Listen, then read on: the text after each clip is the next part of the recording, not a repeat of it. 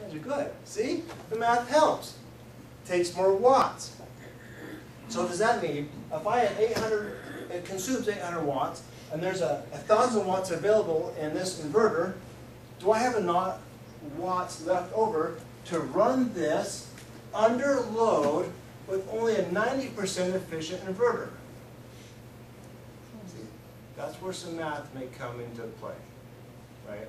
So what I did, I picked an inverter with 1,000 watts, which can easily run laptops, run some LED lights, all those things, easily do that. I picked an inverter that had enough, we say, headroom, which means 800 watts, 90% efficient, 850 watts when it starts up. As it starts to work to get that motor spinning, then the watts will go down because it's easier. Is it easier to keep something in motion while it's in motion, or is it easier to stop it and start it again? Newton was right. The same principle applies here. When it starts up, it takes more watts to get it going, and so it's going to go peak. The watts are going to peak and then drop off to 800 watts. And then it's going to go up again when I put the wheat in. It takes more work, right? More watts to do it. That make sense? Okay. Should we try it? Any other questions? Okay, watch the front of this. This tells me the voltage of my battery right now should be about 12.1, 12.2, right? You can see it flip back and forth between 0 and 12.1, 12.2, something like that, right? Okay, watch it.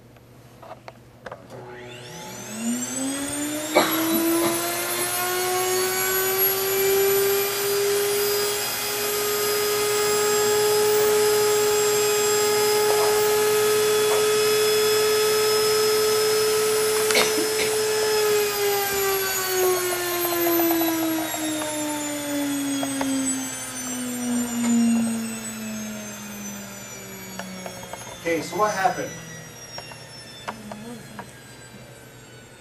It jumped, the voltage, you saw the voltage started to come down a little bit, right? Where's it at now? Where did it go to? 12.1. 12.1. And where did it drop to? 10. Right? Why? I'm using it, right? It's under load now. A battery's voltage will drop as you consume it. Right? At freestanding, like this, it'll measure its absolute best. As it's being consumed through an inverter or through some other means, it's going to drop a little bit. It's normal. Okay, what about the other number? Watts. And what did it say? 2 or 300. Yeah. Okay. So now we see at no load, which means just free spinning, it consumed 360 watts. If I put rice or wheat or something here to grind, it's going to go up. 360 is going to go up to a bigger number.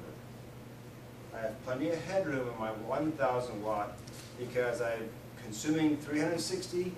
I've got 640 watts left over that I can use out of my inverter. Does that make sense? Okay.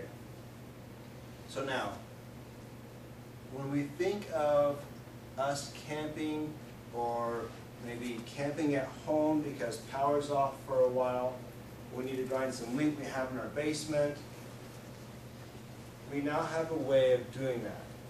Now, if you notice, I've got 45 watts here, a big deep cycle battery, marine battery here, an inverter.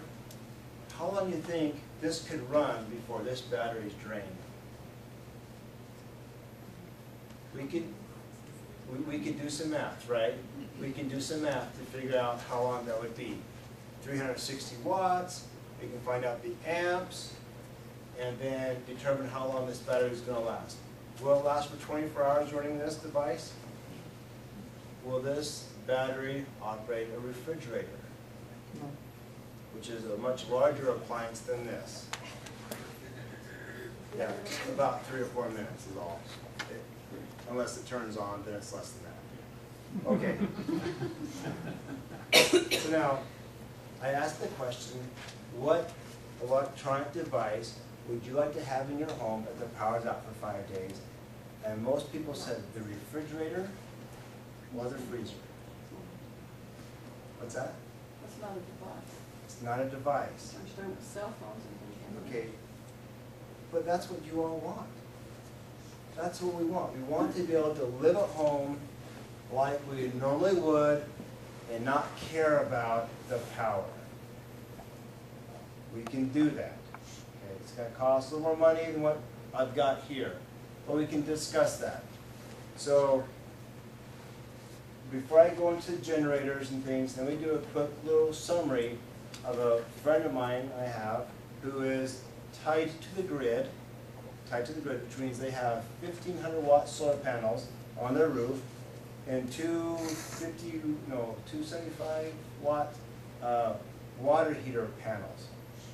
And I've asked her to describe to me and the pros and cons and how that all worked. So now if you turn to the first page, the second page of your handout, this is the system that she's got. So the first page is all the math, the second page is the description of her home. Okay? First of all, they built their home to be as energy as efficient as possible. They live in Park City. It's an 1,800 square foot home. It is facing south. They put lots of windows on the south side to capture the heat in Park City. They have concrete floors to capture the solar energy as it hits the floor, warms it. They have a 3-foot overhang, so in the summertime, the height of the sun, they did some math here, the height of the sun at full sunlight hits the 3-foot overhang and just clips the bottom of the window, so no light comes inside. When the sun's lower in the wintertime, it pushes all the way across the concrete floor. So I did some math and they figured all that stuff out. We don't have that luxury. We are where we are. Our houses are built. So a solar panel, we need for a home installation, south facing. South facing is facing the sun most of the time. Okay? And you need to pick a wattage for your home, which would require some math, but a professional would do this because they'll come through and do a whole home assessment. Okay? So these are some things she talked about when they had their panels installed. They installed them a year ago, so it's been just over 1 year since they've been on their home. And it cost them about $10,000 for the installation of the solar panels. That's the units themselves and the panels. Installation, about $10,000. They got a $2,000 rebate from Rocky Mountain Power.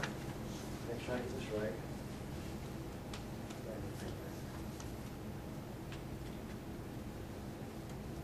$2,000 rebate from Rocky Mountain Power, and they got about a $1,200 rebate from the federal government, and then well, the other rebate came from the gas company. It's just around gas company, because of the heat-assisted water panels they put in for their water heater.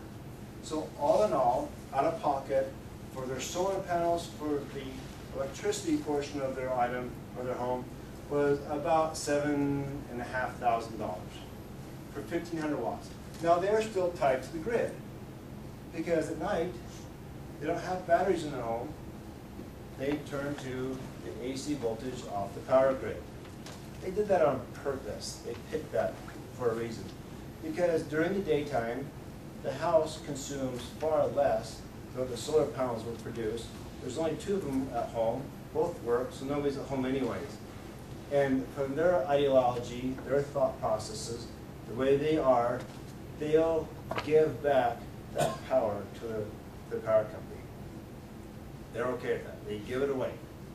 They give that excess power back to the power company where you and I consume it free.